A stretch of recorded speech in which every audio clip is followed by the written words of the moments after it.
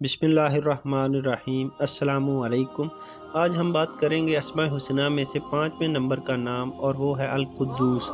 अल-कुद्दूसों पर गुफ्तगू करेंगे। ये अल-कुद्दूस अल्लाह तबारक व तआला के अस्माए हुस्ना में से एक नाम है। अल-कुद्दूसों का मानी है हर तरह के ऐब से पाक ज़ात को कुद्दूस कहते हैं, और ये मुबालगे का सीगा है कि इंतहाई दर्जे में पाकी और तंज़ी इस ज़ात को हासिल है, यानी अल्लाह तबारक व तआला को।